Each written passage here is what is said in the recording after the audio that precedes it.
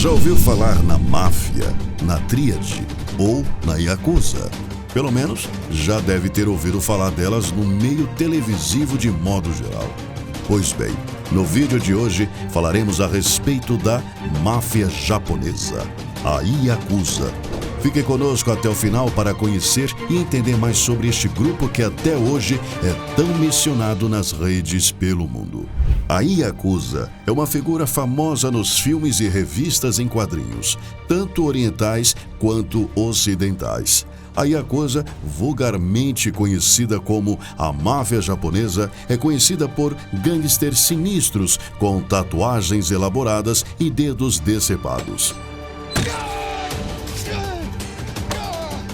Mas qual é a realidade histórica por trás desse ícone do Oriente? Conheça agora a história da Yakuza.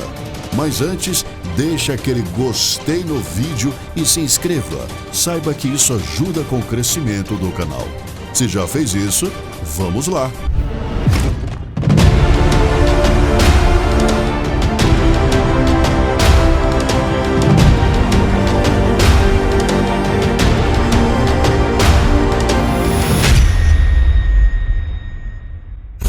A Yakuza se originou durante o Shogunato Tokugawa, 1603-1868, com dois grupos separados de párias. O primeiro desses grupos foi o Tekiya, vendedores ambulantes que viajavam de aldeia em aldeia vendendo produtos de baixa qualidade em festivais e mercados. Muitos Tekiya pertenciam à classe social Burukumin. Eles eram os mais miseráveis da humanidade. Um grupo social tão abaixo do resto da sociedade que não tinham permissão para tocar em outros seres humanos. Os Burakumin eram os algozes, os açougueiros, os funerários e os trabalhadores do couro. Eles eram aqueles que trabalhavam com a morte. Homens que, na sociedade budista e shintoísta, eram considerados impuros. O isolamento forçado dos Burakumin começou no século XI, mas piorou muito no ano de 1603. Naquele ano, leis formais foram escritas para expulsar os Burakumin da sociedade. Seus filhos não puderam estudar e muitos deles foram mandados para fora das cidades, forçados a viver em cidades isoladas. Hoje, as coisas não são tão diferentes quanto gostaríamos de pensar. Ainda existem listas espalhadas pelo Japão que nomeiam todos os descendentes de um Burakumin e são usadas para barrá-los de certos empregos, e até hoje os nomes nessas listas ainda representam mais da metade da Yakuza. Os filhos dos Burakumin tiveram que encontrar uma maneira de sobreviver, apesar das poucas opções disponíveis para eles. Eles poderiam continuar os negócios de seus pais, trabalhando com os mortos e se isolando cada vez mais da sociedade, ou poderiam se voltar para o crime.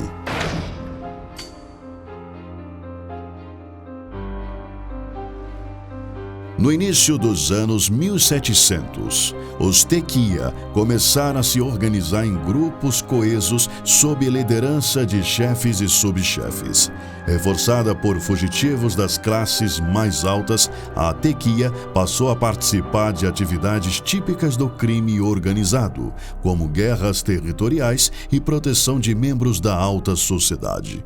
E uma tradição que continua até hoje, a Tekiya costumava servir como segurança durante os festivais shintoístas e também aloca barracas nas feiras associadas em troca de dinheiro para proteção. Entre 1735 e 1749, o governo do Shogun procurou acalmar as guerras de gangues entre diferentes grupos de Tekiya e reduzir a quantidade de fraudes que praticavam, nomeando Oyabun, ou chefes oficialmente sancionados. O Oyabun tinha permissão para usar um sobrenome e portar uma espada, uma honra anteriormente concedida apenas aos samurais. Oyabun significa literalmente pai adotivo, significando as posições dos chefes como chefes de suas famílias Tekiya. O segundo grupo que deu origem à Yakuza foram os Bakuto, ou jogadores. O jogo era estritamente proibido durante a época de Tokugawa e continua ilegal no Japão até hoje. Os Bakuto foram para as rodovias, espoliando marcas desavisadas com jogos de dados ou carta. Eles geralmente exibiam tatuagens coloridas por todo o corpo, o que levou ao costume da tatuagem de corpo inteiro para os Yakuzas modernos. De seu negócio principal com jogo ilegal, os Bakuto ramificaram-se para a agiotagem e outras atividades ilegais. Mesmo hoje, gangues específicas de Yakuza podem se identificar como Tekiya ou Bakuto, dependendo de como ganham a maior parte de seu dinheiro. Eles também mantêm os rituais usados pelos grupos anteriores como parte de suas cerimônias de iniciação. Desde o fim da Segunda Guerra Mundial, as gangues da Yakuza recuperaram a popularidade após uma calmaria durante a guerra. O governo japonês estimou em 2007 que havia mais de 102 mil membros da Yakuza trabalhando no Japão e no exterior, em 2.500 famílias diferentes.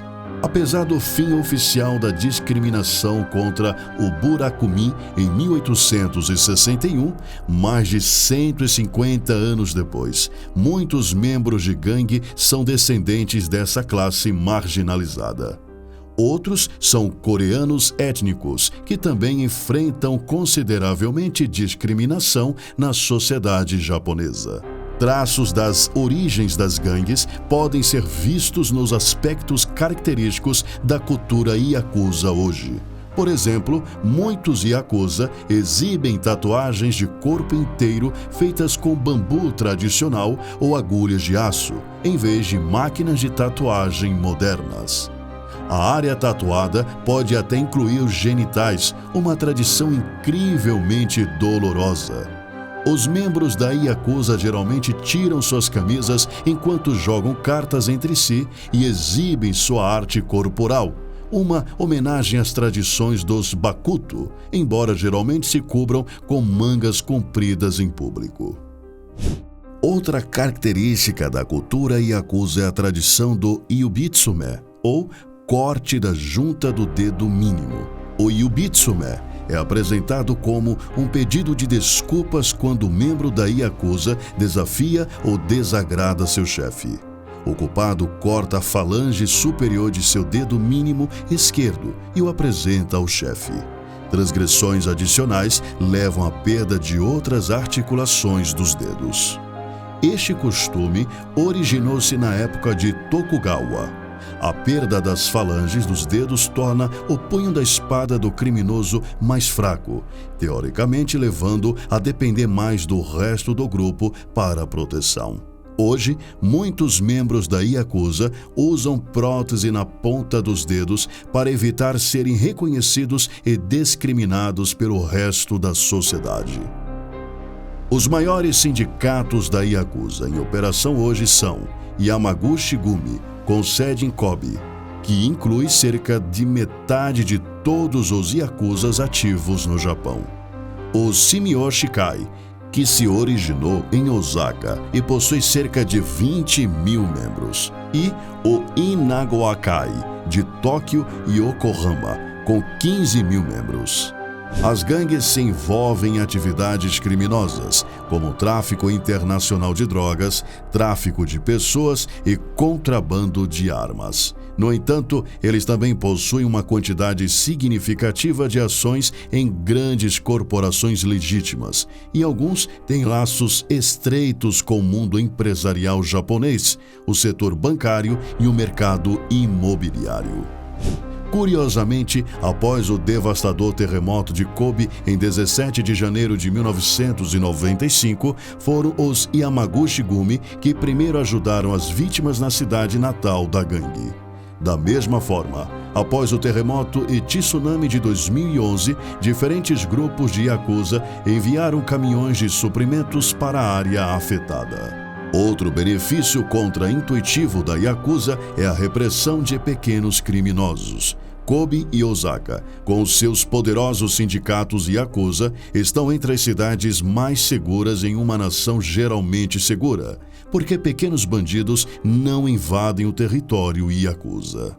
Apesar dos surpreendentes benefícios sociais da Yakuza, o governo japonês reprimiu as gangues nas últimas décadas.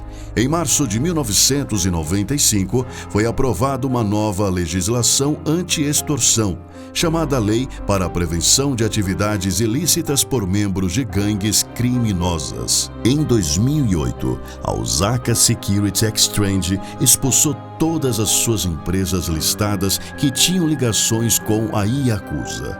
Desde 2009, a polícia de todo o país tem prendido chefes da Yakuza e fechado empresas que cooperam com as gangues. Embora a polícia esteja fazendo grandes esforços para reprimir a atividade yakuza no Japão atualmente, parece improvável que os sindicatos desapareçam totalmente. Afinal, eles sobreviveram por mais de 300 anos e estão intimamente ligados a muitos aspectos da sociedade e da cultura japonesa. Gostou da história da maior e mais antiga organização criminosa do mundo? Compartilhe esse vídeo com seus amigos e conte aqui nos comentários qual o próximo tema você gostaria de ver por aqui. Obrigado aos curiosos que chegaram até aqui. Não esqueçam de se inscrever, curtam o vídeo e ativem o sininho. Assim que o próximo vídeo sair, você será notificado.